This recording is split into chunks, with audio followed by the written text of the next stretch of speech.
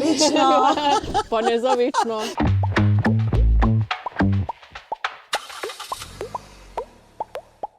Živjo in dobrodošli spet v podcastu Po desnem pasu. Danes smo v Kranju, v bistvu v mojem domačem kraju. In pa z mano je Andreja Trilar, kandidatka za državni zbor v okraju Kranj 2. Živjo, Andreja. Živjo, Karin.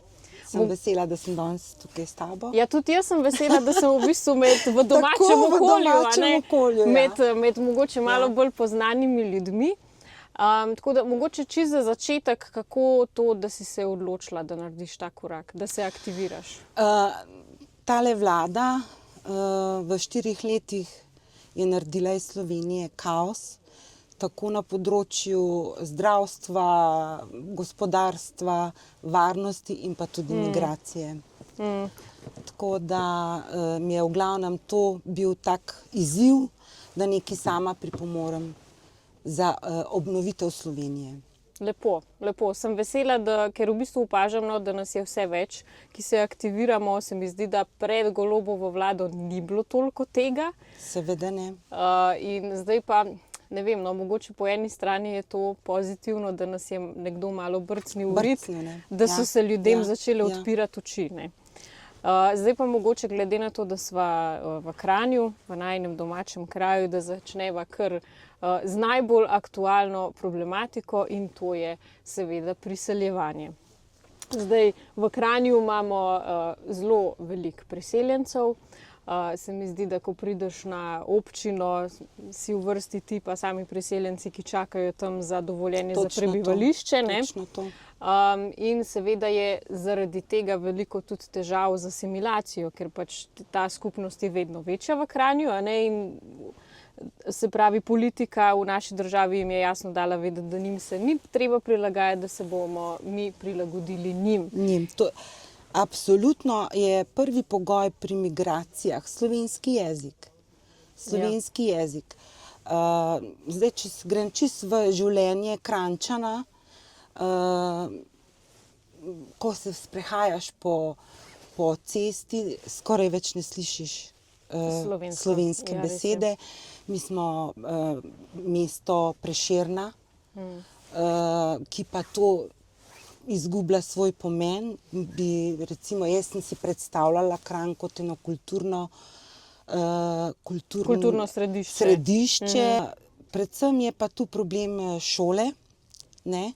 Pred leti je bil problem v Predosljah, kjer so se starši uprli, ker so razbili 2 razreda na 3, ker je bilo toliko priseljencev. In zdaj učitelj je v bistvu gasi požar, namesto da bi učil. Zdaj, problem te vlade je to, da je kot prvo že znižala nivo znanja slovenskega jezika za vse prišleke, skrajšala roke za združevanje družin in zdaj imamo takšno situacijo, kot jo imamo. Tudi recimo župan Rakovec, ki prihaja iz SD-ja, je že pisal koprskemu, pa tudi povezal se je s koprskim županom Brežanom. Glede vandalizma. Glede vandalizma. Nekako pač mi Slovenci predolgo, preveč smo dali drugim vedeti, da se bomo mi tisti, ki se bomo prilagodili, vam se ni treba. Mislim pa, to je že nekako v naši mentaliteti toliko časa, še iz časa Jugoslavije, ko smo mi bili tisti, ko smo se... In smo podložni. In smo navajeni, da se moramo mi prilagoditi. In smo pomagali govoriti drug jezik, recimo prideš v trgovino in slišiš, si postrežen v tujem jeziku. Jaz bi rada, da sem v slovenščini, ker sem ponosna Slovenka, domoljubka. In jaz mislim, da bi tudi mogli v šolstvu nekako to domoljubje poučevati in izražati ta ponos, ker bi tudi prišleki nekako vzljubili te naše vrednote, ki jim niso predstavljene. Res je. Ki jim niso predstavljene in v glavnem ogromno dela nas čaka na vseh področjih. Tako da... Ja, ker problem je ravno to, da tudi prišleki bi se radi naučili slovenščine. Tako. Imaš primere, ki bi se radi naučili, ampak nekako ne dobijo možnosti in potem dostkrat recimo ravno te otroci, tudi teh priseljencev, zelo trpijo, ker recimo manjka ta stopnja, preden grejo oni v šolo, da se res naučijo jezika. Pripravljalnice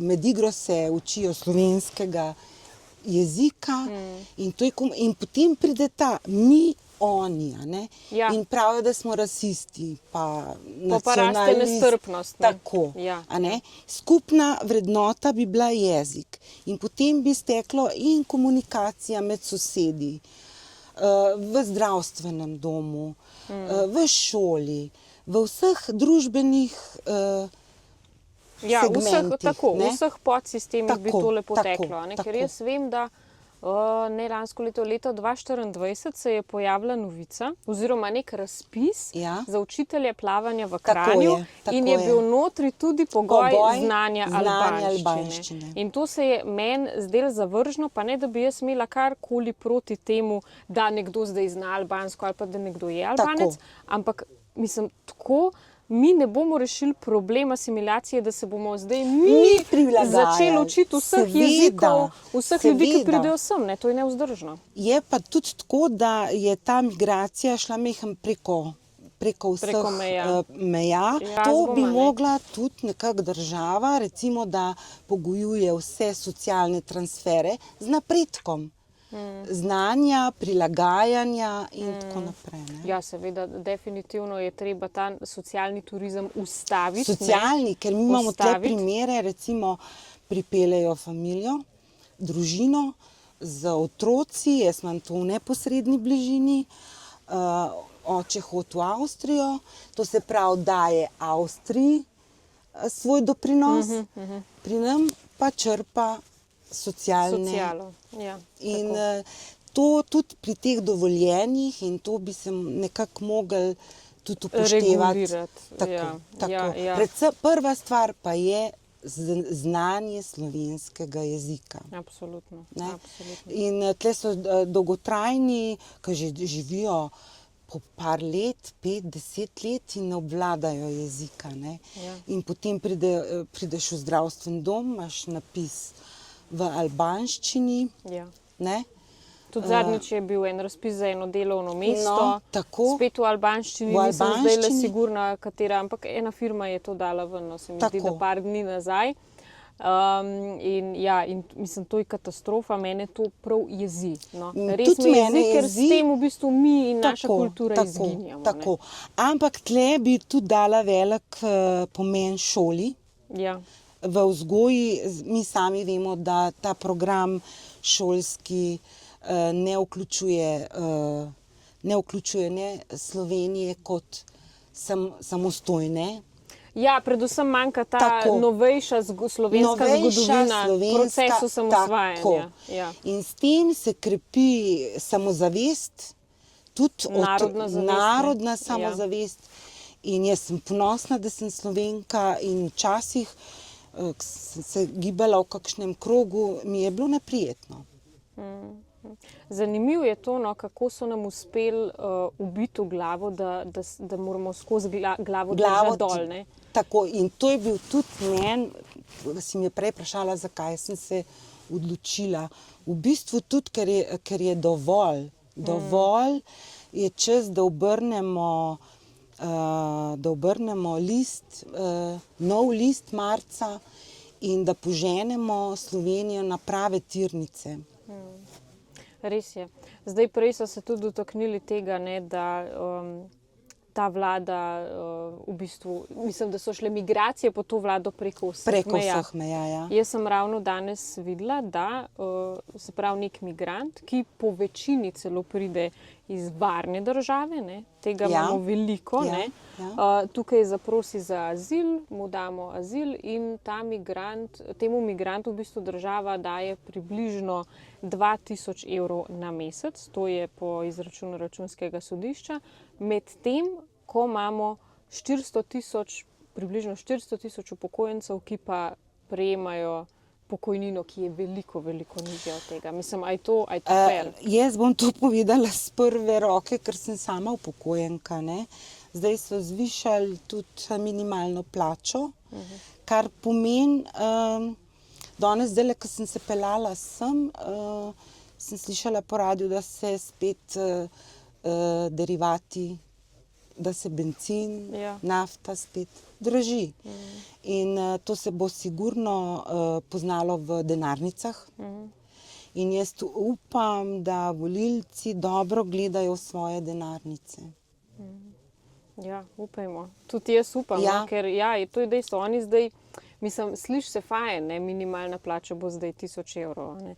Valjda pa ne povejo, da oni z umetnim dvigom povzročijo dvig vseh stroškov dela, življenjskih potrebščin in smo na istem. In tle se morajo upokojenci dobro zamisliti. Jaz sem sama upokojenka in točno vidim, kako sem začela in kaj lahko za ta isti denar po mesecih lahko rečem, da je skozi manj vrednosti. No. Oziroma košarica v trgovini je skozi dražja. Ne? Pa to za skromno, tiste za osnovne stvari. Namesto, da bi razbremenili plače, naredili kaj za upokojence. To, kar je naredila prejšnja Janševa vlada, se ni vsak zračuna, koliko so mu vzeli iz žepa, dobesedno. Ja, res je. Jaz mislim, da sva dobro zajele vse aktualne teme, tukaj v Kranju tudi nasploh. Nasploh, ja. Seveda sem zelo vesela, no, da si z nami, da si se aktivirala, da se skupaj borimo za boljšo prihodnost. Hvala. Tako. Tako da, hvala, Andreja. Hvala tudi tebi, Karin.